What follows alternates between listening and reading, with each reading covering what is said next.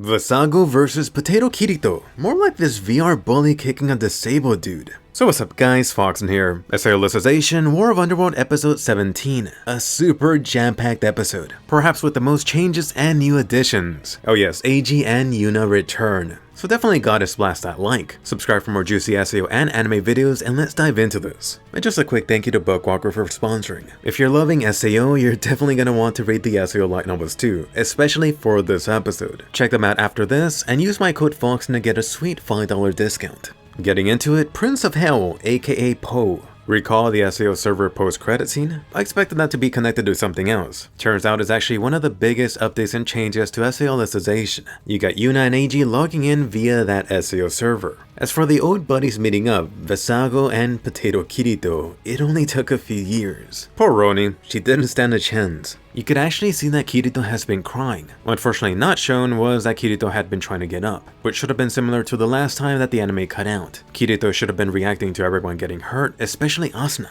And damn it, Vassago so ruthless, kicking down a guy in a wheelchair. I wouldn't be surprised if he did the same to blind people. Still, even at this point, Kirito holding on to the blue rose sword. Aww. Unfortunately for him, Vassago finally managed to get a reaction from him. Oh no, Kirito had to give an opening to this demented bully. Naturally, this laughing coffin bastard would keep trying to poke the bear. And then you do have to give props to Klein for trying to defend his best buddy. But looks like his time to shine has dimmed long ago. The anime did cut this Klein demonstration a bit short. Klein did try to keep on going, but then got stabbed again. Ouch. By the way, did you notice Vassago's chopper? That thing just keeps on getting bigger and bigger. It won't be too long until that thing's actually an axe. So getting into it, Eiji finally revealed. Eiji has entered the battlefield. You knew it, I knew it. They hinted at this guy back at Liz's speech and for several episodes now. This was definitely the most surprising and interesting moment for me. Keep in mind, Eiji and Yuna were not in the SAO light novels. The SAO movie got released long after SAO Alicization was done. So you got some interesting additions. Visually, you can see this death, evil representation of Vassago's dark incarnation. It is similar to Gabriel in some ways. I mean, you have Vassago directly affecting the Red Knights via the stained incarnation. The weird bit here is that these players are not connected via the SAO translator. Either way, Yuna is here too, plus her song. I mean, you even have Yuna with her ordinal skill buzz via her incarnation. Eiji really was giving Vassago a run for his money. I mean, combine that with Yuna even removing the previous darkness from the Knights. Was Yuna able to reach all of them? It definitely seemed like it. If you recall, Yuna was this VR idol, which should have been global. No surprise some of them recognized her. Right here, you can notice Yuna and Eiji's incarnation visually shown as purple. For me, really just knowing their background and then the follow-up to the SAO movie really made this whole moment really special. The cherry on top was Eiji's own incarnation shining through with his declaration to his old SAO past. God damn, this shows so much growth for the character not only since SAO, but since the Ordinal Scale movie. Honestly, this really got me a bit teary-eyed. Funny, cause Vassago really was on the ropes. Cause honestly, the guy was sweating there for a bit. But oh, did I speak too soon? Eiji's been officially disarmed. I knew it. Eiji would eventually need to be taken down for certain events to keep on going in order. Anyway, Vassago's background mid-ass beating. My god, did Vassago get shafted. So many things abridged. I almost wanted to hurl at this part. Here's a quick rundown of the stuff the anime did not tell you. Vassago was born to this Hispanic mother and Japanese papa. He never did find out how his parents met, but he was sure it was his monetary relationship. Unfortunately, his mother got knocked up. She did want the baby terminated, but the father forced her to have the kid. And don't get that wrong, the father actually didn't give a crap about Vassago. Poor Vassago, he never got a gift from his father. The only thing he ever got was his Japanese ability. You're not gonna be surprised that Vassago's mother hated his existence. She couldn't give him a name like Devil or Satan in the US, so she settled on Vassago, aka the Prince of Hell instead. It wasn't until Vassago turned 15 that he realized why his father forced his mother to have him. It was only to serve as his organ donor for his other son that he actually loved. Yeah, Vassago didn't have a say in the matter. To this, Vassago only made a simple request. He wanted to live in his father's country, Japan. His father strangely did accept, which at the same time served as Vassago cutting off ties from both of his parents completely. Unfortunately, Vassago couldn't automatically stay in Japan from his father's side, so he was technically there illegally. He eventually ended up in this Korean crime syndicate. These guys trained him to become a hitman. This should also explain his Korean knowledge. And honestly, I can't say I'm surprised that this was cut out. Then for Vassago stealing that nerve gear, what the hell was up with this change? And then the anime simply made it seem like he wanted to kill the Japanese, but that wasn't really it. Originally, Vassago was given a special task after 9 successful hit jumps. The bounty was on someone trapped in the SAO death game. You know what that means? Only one way to kill them. The bounty offered was completely insane for this, although Vassago had a hunch that he would never actually get it. Oh, and Vassago wasn't actually the one that stole the nerve gear. It was actually this crime syndicate that went through great lengths of getting it. As for the anime events, funny how he joined from his crackdown apartment. I guess Vassago made sure he was placed in a hospital soon afterwards. Ooh, did they update the SAO login? By the way, in case you are confused about how he could log into SAO, after the whole SAO incident, the Japanese government of course gathered all the nerve gears. If you still happen to have a nerve gear plus an original copy of the SAO game, you could in theory still log in. Anyway, for Vassago and SAO, I like how this guy spawned with this cloak already. Vassago's first experience in VR actually altered his personality. He is finally set free. The anime made it seem like he just wanted to kill all Japanese, but it was actually all these Japanese players who reminded him of his horrible parents. Vassago actually hated all Asian people. You might be able to see why this got changed. Anyway, back to Eiji getting carved up like a turkey. Holy crap, Eiji is a damn fighter going straight for the throat. I don't know if Eiji was just that much of a badass, but he sure was making everyone else around him look so bad.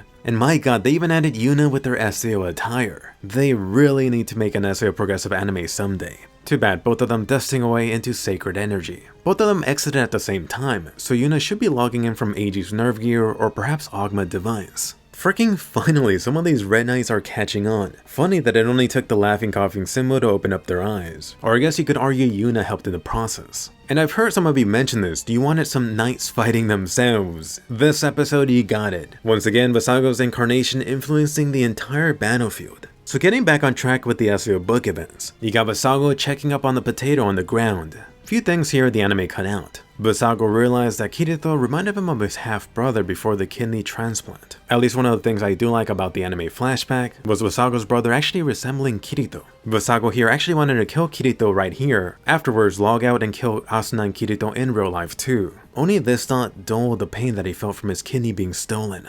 Anyway, getting to the other darkness battle ongoing. Leg blown off from Goddess Sinon. 1 point to Gabriel. So yeah, sniper versus sniper, complete with the bullets getting frisky. In reality, Gabriel had been intentionally hitting her shots. You know, Underworld. Second leg goes boom. Sinon should have imagined more bullets. Then for Leafa fighting for all the BLTs, I knew they weren't gonna show it. You know those swords penetrating her back? Leafa should have had one piercing her chest, actually splitting her heart. Thankfully, you did get to see Leafa reattaching her arm like a fucking boss. I am glad to see that Leafa gave a gist of this goddess account being like a curse. She is immortal, but not invulnerable. So much suffering. I did find it a bit funny that after saying she cannot fall, a second later, she does fall to the ground. And for the big moment, Leafa plus incarnation, really fueled by her determination as a Black Swordsman's sister. It really resembled what Kirito used against Quinella's clown, only much more destructive. And oh hell yeah, they did it. Boom, headshot. That looked horrifying as hell. This caught me completely off guard. See, this is some of the carnage that the anime has been slowly cutting out. I'm gonna be scarred till the end of the day. Anyway, getting back to legless Sinon. Gabriel, you really messed up aiming for that weird ass necklace. You activated her special ability. Did someone say sniper? Don't forget, the recharging ability of the original goddess bow is still in play. That's right, Sinon, you would make Fanatio proud. That's right, take that you blonde mofo. Finally getting some damage. You got his crispy face really looking like Shota from My Hero Academia. You gotta love how he looks so pissed. He looked like a little mad kid. Not to mention the arm destroyed. Hopefully it stays like that. I'm still waiting to see him use that sword of his. That's right, run away little bitch, or I'll shoot your ass. Then for the finale for Goddess Leafa, at this point there were only about 100 left. It looks like the anime removed any more sword decorations on her back. There should have been 10. As for Higa leaking out his life in real life, oh my god, they did the slimy dude wrong. Really getting that Death Star treatment. But wait, that didn't happen. Originally Rinko did smash his coconut, so he was probably alive. Now for the anime, oh well, nothing of value lost. It is kind of funny how you have Higa trying to put on a tough guy act. Oh, don't worry, I got shot, but it's just a scratch. I do really like how Rinko genuinely sounds concerned for him. And props to my man Higa finally getting the balls asking her out. Your ass took a bullet, but it's all worth it. You're gonna get a McDonald's date afterwards. Don't worry, it's progress. At least you're getting the foot through the door. I also do like Higa acknowledging the death flag. Just a few more episodes. Getting into it, the trailer shone. The Underworld goddesses connected to one depressed potato Kirito at last. Hey Higa, you okay? Daijobu? And they did keep it, the touching Asuna line. You could have my heart, my life, my everything. Oh, it's happening. Even Yuju's memories from the broken blue rose sword. Hey Kirito, are you dreaming? Next episode should make your heart cry. Don't let us down, A1 Pictures. So how much did you like this episode? I think I'm feeling mixed on it. Are you liking Vassago, despite the anime abridging and changing his backstory? How about the Sinon and Leafa fight scenes? Did Eiji and Yuna get it better? And don't get me wrong, I freaking love the Eiji scene, but at the cost of Vassago? I mean, think about it. This is one of the OG characters from back in SAO. Several times more interesting than Gabriel. Combine that with this final chunk of episodes only being 11. Damn it, this freaking sucks Klein balls. At this point, perhaps I should lower my expectations. They'll probably scrub the Kirito events, and any more Kirito and Asuna moments, I should consider them snapped away. Anyway, for more positive things, again, I really love the Eiji and Yuna scene, plus her song playing. I mean, the SAO movie has been a huge highlight for the series and for me personally overall. It does echo one of my past theories, this really opening the door for Eiji and now Yuna to be integrated into future events. And to be fair, the SAO movie's sequel story already started laying down the groundwork for it.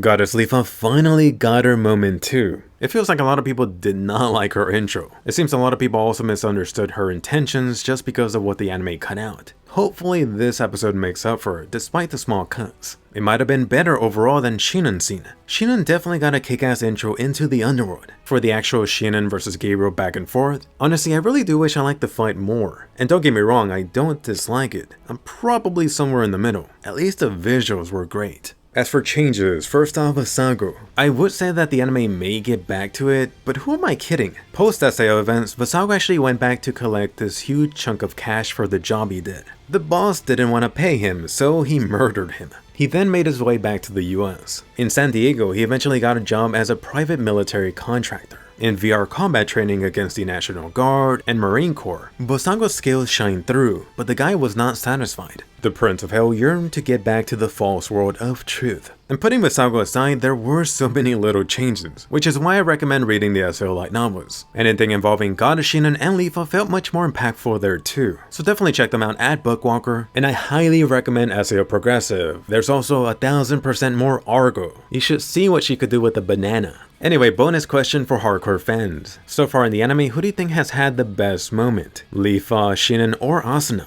And don't forget to subscribe, there is a juicy SAO video coming. I'm also losing sleep for ReZero 2, so look forward to that and I'll see you guys later.